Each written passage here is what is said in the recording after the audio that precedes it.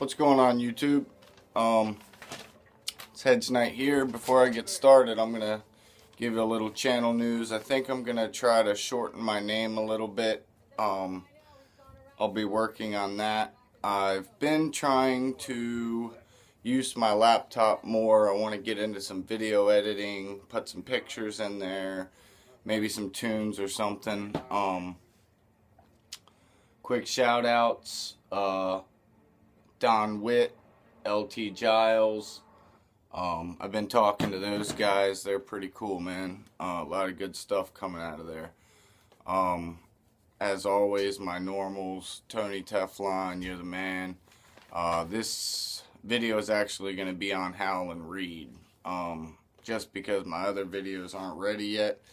And I'm not going to touch anything you said pretty much, I don't think. I have a couple opinions myself. I'm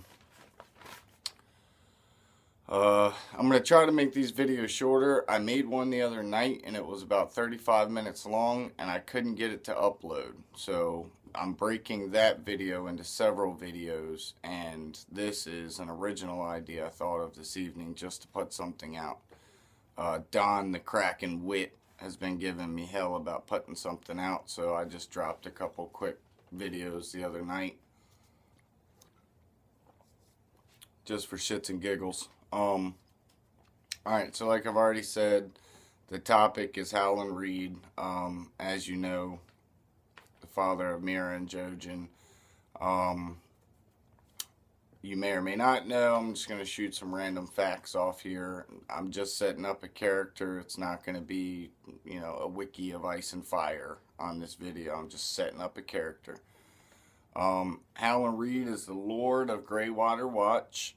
He holds domination over the Crannock men of the Neck. Howland and Ned met at that famous tourney that everybody knows about. At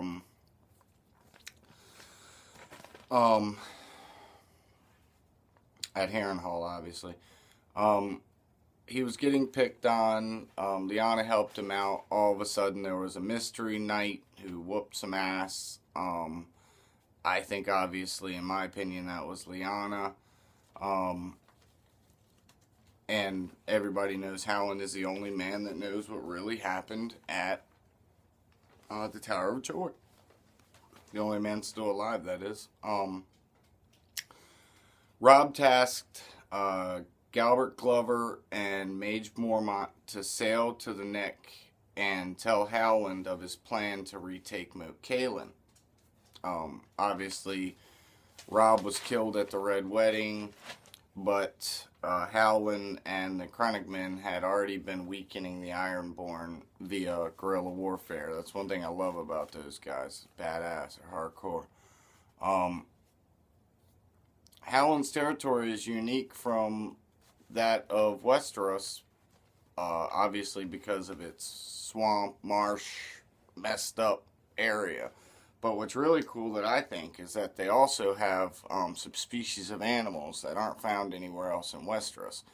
My favorite being the lizard lions. It's basically a reptile the size of a lion. I think that's pretty cool. And living there is not the easiest or the safest. But it is a crucial position. Other than the King's Road and Moat Cailin, there's really no other way to pass to the north via land, which is also why Robb told Howland, got orders to Howland to bleed any Lannisters attempting to pass north. And this is where the character setup ends. This is kind of a little theory I had, and I've heard similar things, and it's kind of common sense, but I'm going to go ahead and say it anyways, and you can tear me apart in the comments if need be. The Neck wasn't always so. It wasn't like it is, and if you remember the Arm of Dorne, when the Children of the Forest took it down, they did that again at the Neck, but it was always looked at as a failure, like a major failure. I don't know if that was so much the case, at least completely. One fact I want to throw in there is that the crannogmen are small in size and stature. They live off the land. They hunt and eat what's found in the swamp. They practice guerrilla warfare, and they worship the old gods of the forest. Tony Teflon had a very interesting theory that there were different factions of the children of the forest. Let's, for whatever reason, just say, let's say good and bad, okay? Which we know not everything is perfectly good, not everything is perfectly bad in this world, but moving on.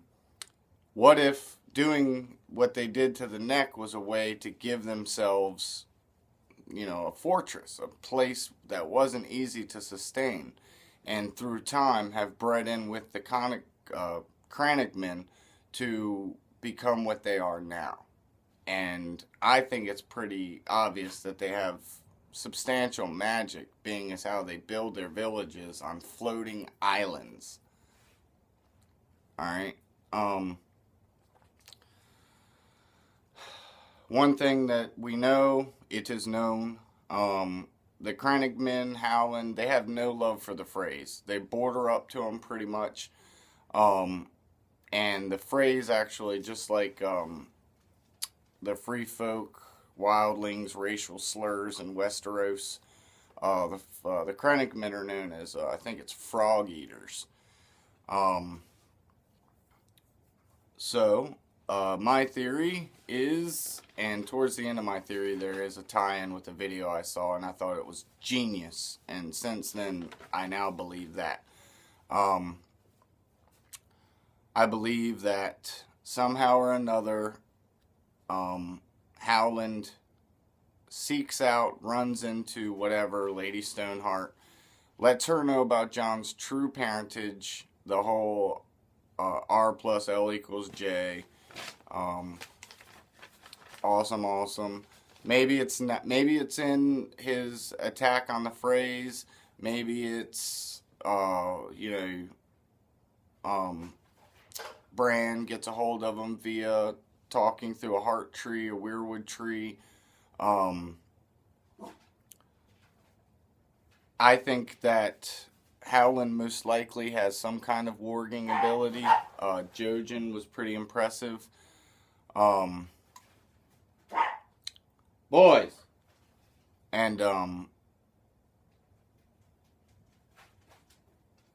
here we go. This is where it gets really interesting. And I saw this on a video also, and I agree with it. I believe that the fire priestesses all have a lot of similar abilities, but I believe that each one has a special ability. And I'll get into that more in a different video, especially once I know whose video it was, because I want to give them a shout out. But I don't necessarily know that Mel's going to be able to raise Jon. I think that Howland gives the information to Catelyn. Catelyn feels really bad for Jon's life. It could have been a lot better. But she understands why Ned did what he did. And now, with the phrase now dead, she heads north and gives Jon the kiss of life. I love that. I love that. I think it's genius. And I think Howland is going to have a substantial role to play in the end game, if that isn't just it. And then he has a part to play in battles and what have you. I really do buy into the crannogmen being the end of a bloodline of children of the forest type deal. I think Howland is a very important character. And I think that's about it. I'm going to go ahead and end it there. I'm going to try to put out some quick ones. Not trying to bite Don the Kraken Teflon's shorts. I'm not trying to bite Tony's shorts, whatever. I just need to stop making such long videos because it's damn near impossible to upload. Thank you very much. I'll have something else out, maybe even tonight. Like, subscribe, comment, whatever. Hopefully, Don and Giles and I have been doing some FaceTime, and hopefully we can put together a collaboration video soon. So look for that. Thank you very much.